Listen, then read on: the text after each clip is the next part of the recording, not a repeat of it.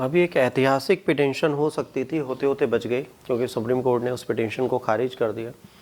ये प्रीएम्बल में बदलाव के लिए लाई गई थी और इसको खारिज करके बहुत बड़ा काम कर दिया सुप्रीम कोर्ट ने।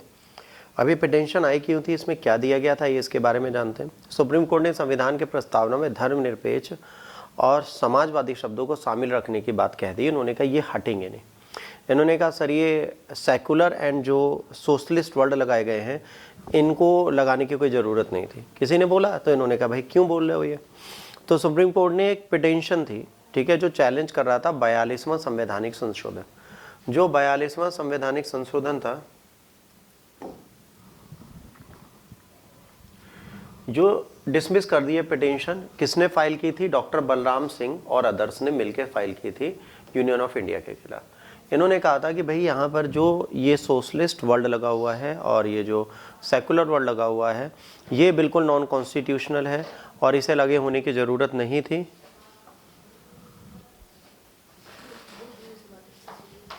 तो थोड़ा धीरे बोल लें,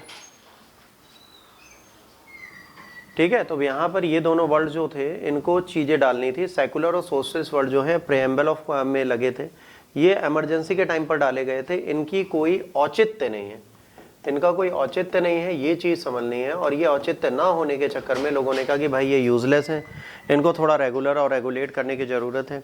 तो यहाँ पर इनको सीधे इन्होंने मना कर दिया और इन्होंने कहा है कि इसको हटाने की ज़रूरत नहीं है बल्कि इसको समझने की ज़रूरत है कि ये जो सेक्युलर वर्ड है और ये जो सोशलिस्ट वर्ड है ये वर्ड क्यों डाले गए, इस चीज को समझने की जरूरत है। ये बात यहां पर की गई,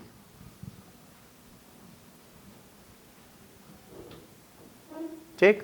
अब term socialist and secular preamble में डाले गए। हिस्ट्री क्या है, 2 टर्म्स इंसर्ट किए गए थे 42वें संवैधानिक संशोधन से, जिसे मिनी कॉन्स्टिट्यूशन ऑफ इंडिया भी बोला जाता है क्योंकि इस टाइम पे बहुत सारे बदलाव आए।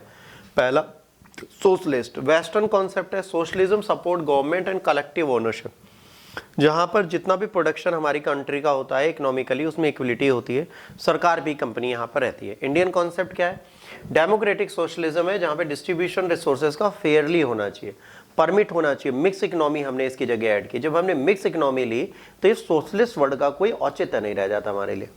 कायदे से बात करें बिल्कुल नहीं रह जाता। सोशलिस्ट का मतलब होता है जहां पर सरकार स्वयं सारी चीजें अपने पास रखे।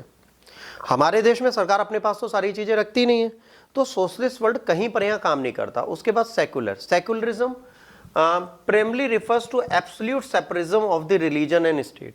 ये क्या बताता है कि रिलीजन और स्टेट का पूरी तरीके से क्या होना चाहिए, अलगाव होना चाहिए। इंडिया में no restrict division between religion and the state, highlights importance of the state is fostering religious harmony and equal respect to all religion. हमारे यहाँ धर्म को हम क्या देते हैं, प्रधानता देते हैं, धर्म को स्वीकृति देते हैं, धर्म को बचाने का प्रयास करते हैं। तो हम सेक्युलर कहाँ से हो गए, सरकार ही तो धर्म के पीछे जाती है, तो सेक्युलरिज्म तो हम यहाँ पे आता ही नहीं। हिंदी वर्जन देख लीजिए। पश्चिमी अवधारणा में यहाँ पर कहा जाता है कि आर्थिक समानता प्राप्त करने के लिए सरकार स्वयं काम करती है सामूहिक स्वामित्व के आधार पर।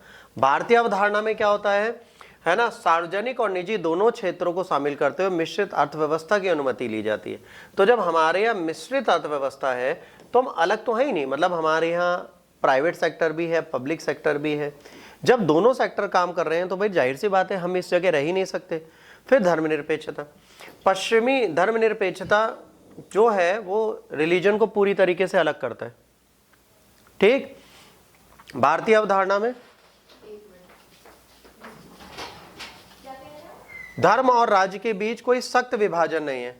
धार्मिक सद्भाव और सभी धर्मों के लिए सम्मान को बढ़ावा देने के लिए राज्य के महत्व और प्रकाश डाला गया, ठीक।